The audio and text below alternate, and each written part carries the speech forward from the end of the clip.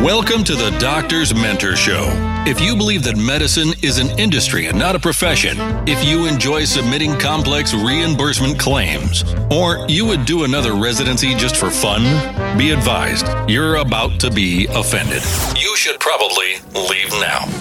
All this talk about mentoring doctors is ridiculous. I thought doctors learned to do everything better than everyone else the first year of medical school. At least that's the way they act. If you love assisting patients with vitality breakthroughs, if the right to practice medicine without interference is important, and you want expert tips for practice freedom and profits to support your epic life, welcome aboard and prepare to be blown away. The Doctor's Mentor Show starts now. Here's your host, Dr. Lori Barr.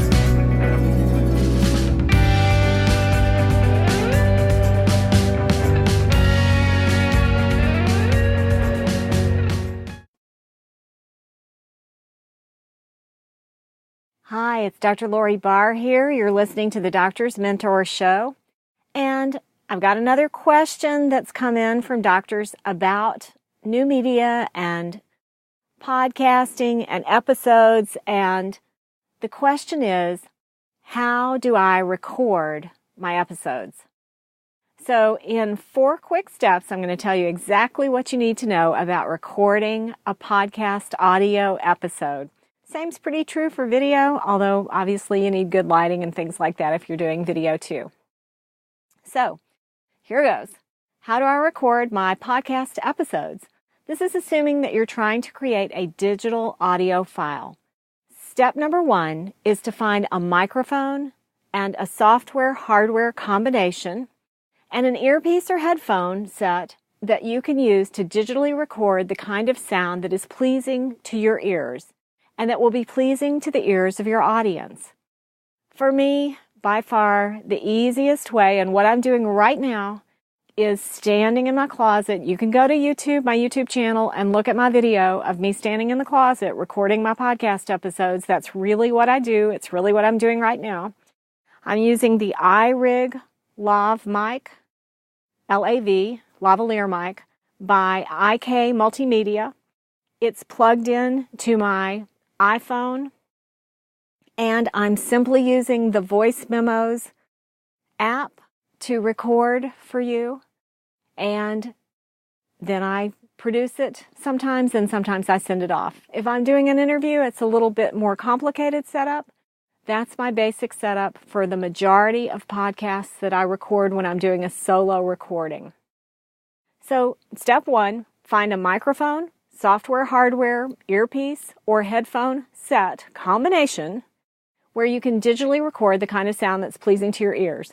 I've just described to you my setup with a Lav mic, and I can daisy chain headphones into that. I usually use an earpiece like you see on newscasters, the clear ones, and I just use my iPhone most of the time. I can also plug that set into my computer if I'm doing interviews and can use Zoom or Skype to record an interview with someone else. If I'm live with someone else, I can daisy chain a second Lav mic into this iRig Lav setup. I have the two set of them, so they daisy chain. And you can also simply use a digital audio recorder. A little more complex. Make sure you read the directions and get some practice, because I definitely have screwed up using those when I've had important interviews and ended up with nothing on my file. So whatever works reliably and easy for you and gives you good sound is great. Now, how do you want to save the file?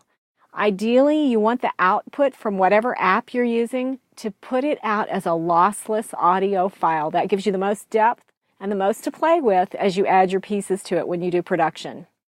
So that would be the ideal file type. So that's either a .wav file or a .aiff file, typically. So that's number 1. So number 2, how do I record my episodes? Set up a quiet environment where you can express yourself with energy and enthusiasm. Audiences are looking for energy. Listeners are looking for energy. If you're going to drone on and on and on in a monotone voice, you're going to put them to sleep, which is great if you're creating a sleep app or if you're wanting to hypnotize someone, and may not be great for getting your message across and getting people to actually take action on your recommendations. So, like I said, for me, the majority of the time, I'm simply in my closet. I'm surrounded by my favorite colors. I have a variety of fabrics and textures that naturally absorb a lot of the sound, and it makes for a pretty good sound. I've created some audio boxes that I can use with desktop mics. So I've got several different environments I can record in, but this by far is my favorite. Number 2 was set up your quiet environment. So number 1 is make sure you've got equipment that's reliable for you and that creates a good sound and that can give you a file that's usable, which is that lossless audio file. Number 2, set up a quiet environment where you can be energetic, enthusiastic, and feel good about it. Number 3, hit the record button. And what you're going to do now is a test recording. Test, test, test. 1, 2, 3, 1, 2, 3, me, whatever you want to do. And listen and correct any audio recording settings that are inappropriate. The hardest one to correct is if you over deliver. So if your volume's set too high and you're going over the top, which means you're usually getting little red bars at the top of the squiggle that represents your audio file visually. If you're topping out, that's difficult to correct in post-processing. If your sound is low, it can be amplified, but if your sound is too high, it comes out blurry when you try to alter it. So ideally, if you're topping out or if your volume's low, just reset your volume setting on your device, test it out again, and just look at the squiggle, make sure it doesn't have any red marks, and make sure it's not super small. Then, once you do that, and if you're using a setup like mine, where you're using the audio jack on your phone to actually house your speaker and you don't have a headset set up, which I do sometimes, then when you go to listen, make sure you unplug that mic from your phone or you won't hear anything and you'll think you don't have a file when you really do, but you can't hear it because you got your mic plugged in. You can't hear the sound coming out if you go to play the file. You have to have headphones hooked up to it or nothing at all. So make sure you've got that unplugged when you go to listen to your sample file. Assuming that you've set your settings correct, you're all ready to record. So step 4 is actually to ground yourself. So set your feet, do a little shake, shake, shake. That's what I'm doing right now, shaking my body a little bit. Normally I don't do that when I'm recording. And then a nice deep breath in, a belly breath. Not one of these fake breaths where you're holding your stomach, but a real moving your diaphragm breath. Like the accordion bellows. Then hit the record button and rip it. Give it a shot. Record your audio and see what it sounds like.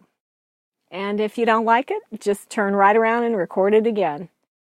Once you have a couple takes, it's time for post-production. That's how to record your audio episode. So, your next step. Challenge for you, your next step, is to actually go record something with your phone that makes a decent audio file. Almost everybody's got a phone that can record. If you don't, choose some other kind of a device and actually use, even if it's nothing more than your headphones with a mic attached to it, but practice speaking into that and recording with energy and enthusiasm that encourages somebody to listen to your message and to take action on your recommendations. I'm Dr. Lori Barr. One idea is all it takes to change your world. We'll see you next time. Are you stopping at a hospital? Hello? Don't you know that hospitals are one of the sickest places on the planet? Don't touch anything in there and get out as fast as you can.